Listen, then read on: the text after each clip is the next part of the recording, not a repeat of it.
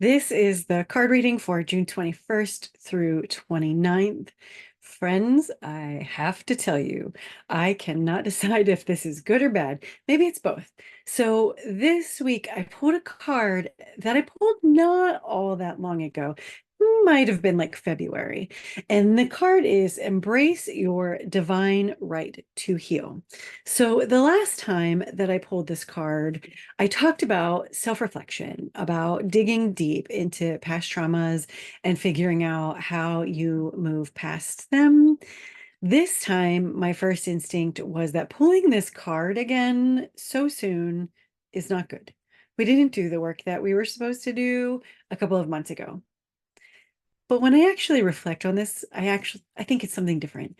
And I think we don't need to worry so much. This is not a pass fail test. I'm not grading you. And instead, I think that there are a couple of directions that we really do need to consider here.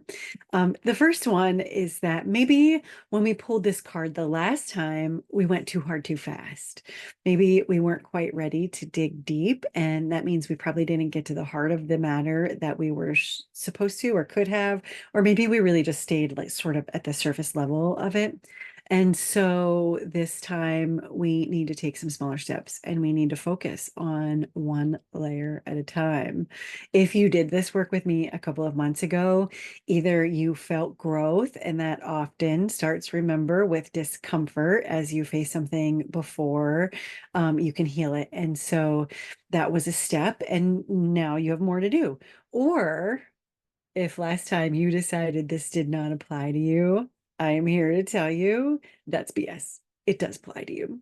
We all have trauma. We all have healing work to do. So this is your opportunity now to face that and grow through it.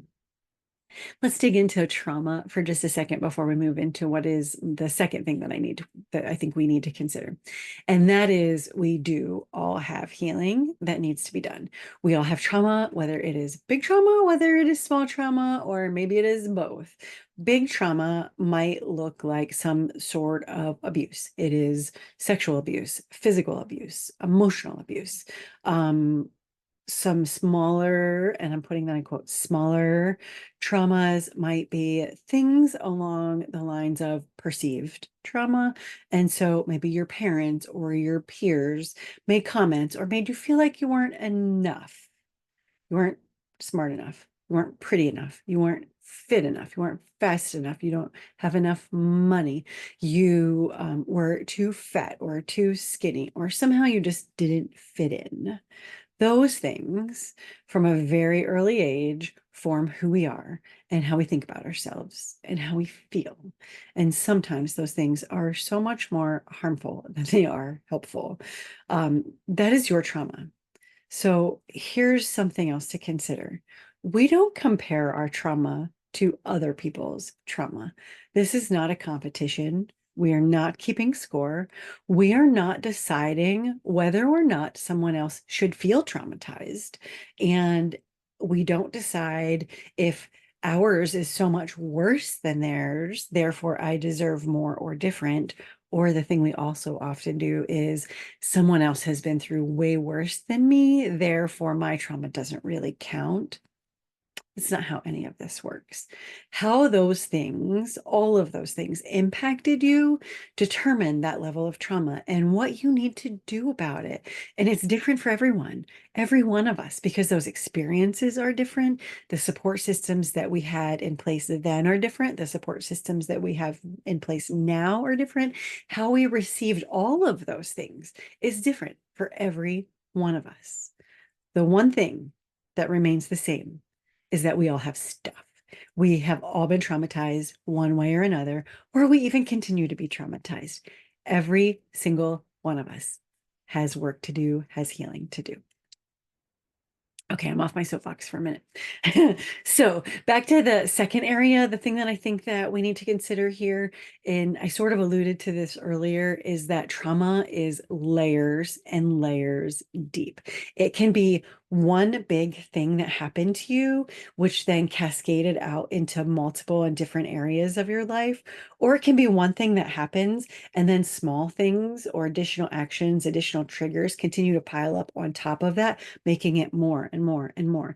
Either way, this is super freaking complicated. And I believe that this card that we had last week, the Third Eye Awakening, remember that card last week? I think that was a primer for this week. And so we spent a lot of time last week talking about the third eye, which happens to be your sixth chakra, right? It's right here, your sixth chakra, which then lines up to your sixth sense. This is totally my jam, so I'm trying really hard not to go off on a tangent about this. But what I want you to remember is that this all aligns to your intuition, your understanding of your why, your purpose, your passions, and then getting the hell out of your way so that you can make those things happen, so that you can find your joy, your happiness, your purpose, all of those things. And so, if you spend some time working on that third eye piece with me, then you might have had some sense of discomfort as you lean into that. Do you know where that discomfort comes from? This is the need that you have to dig into these traumas that we're talking about now this week. This is about peeling back this onion one layer at a time. You face that first layer, you heal it, you move through it, you grow through it. And then you rinse and repeat. You face the next layer, and then the next layer, and then the next layer. And you keep doing this as many times as you feel like you need to. This is not easy work, but it is so satisfying when you start to come out the other side of this and you start to see progress. You will feel lighter. You will feel happier. You will feel energized. You will feel like you have found yourself again. You will start to recognize who you are and that you can do more, that you can be more. You will rediscover or find new passions and your drive. And my friend, my sister, it is so good. So, whether you have started some of this work or you are just getting started, I have some takeaways for you that will either get you moving or keep you moving. So, first, remember that there are so many modalities that you can use to help you through this process. One of the first ones that most people are familiar with is talk therapy. This is always an option and it is super helpful for a lot of people. So, either as a standalone or along the lines or along with some other things that I'll talk about in a second, you can see a therapist, you can see a psychologist, whoever that is for you, so that you can start to see some progress. But then you can also pair that with some other modalities, maybe something like Qigong, hypnotherapy, not hypnotherapy, hypnotherapy, yoga, acupuncture, running, walking, journaling. There are so many different options. And this is about experimenting and finding what works for you. But remember, what worked for you last time or in one situation might not be the same thing that will work for you the next time or in a different situation. And again, this is not a pass fail. There is no failure here. You just keep experimenting, you keep moving forward, you keep trying new things until you find the one that works for the thing that you're dealing with at that moment. And then again, with two things, I have two things that I want you to focus on for this process. The first one is meditation. I know not everybody loves meditation. Stick with me here for a second. If you use a relaxation meditation, this could be 5 minutes, it could be an hour. You choose what is going to work for you. Maybe you change it up a little bit. So if you use this kind of meditation for relaxation and then you sit in some quiet, it will give you the comfort and then the space for self-reflection so that you can discover what it is you need to work on. It's not a magic wand. It might take a few times, and that is okay. It is perfectly okay. I will link one of my meditations in the notes so that you can try that and see if it works. If it doesn't, also cool. If you don't like mine, that's okay. Go find another one. There are so many free ones on YouTube. You can search for whatever it is. So just look for a relaxing or relaxation meditation and find the person, the voice, the guide that you like listening to and give that a shot. Um, and so let's see, where did that leave me? Okay. So once you remember this again, so once you start to realize that first layer or that next layer of that onion and the discomfort that comes along with that, you need to decide what you're going to do with it. And I'm going to just remind you, this can be a slippery slope and you need to give yourself a little bit of grace here. That's also perfectly okay. And then the second thing, so number two is something else that I would like you to consider is my accelerator session.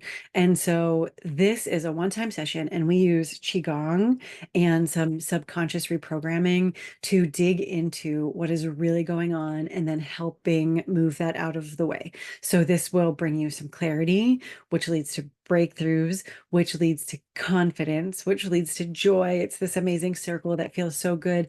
And we do that because you deserve it. So what I'm going to do for the next couple of weeks is drop the price. I'm going to drop it down to $149. And then I'm going to also throw in a custom meditation. So after we meet, I will record a meditation and send it to you so that you can use that then moving forward. This is such a good way for you to cut through all of the bullshit and get right to the heart of the issue so that you can a little bit more quickly move through what that is and feel a little bit better about it. And then I think I'm going to end with this card that we had. Remember this card, Embrace Your Divine Right to Heal.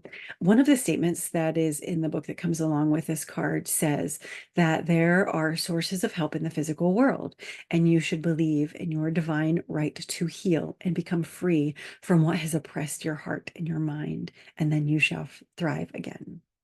Because, my friend, you deserve this. All of the links for the things that I've talked about today are in the notes, so check them out. I want you to take care of yourself. Let me know how I can help you. I love you.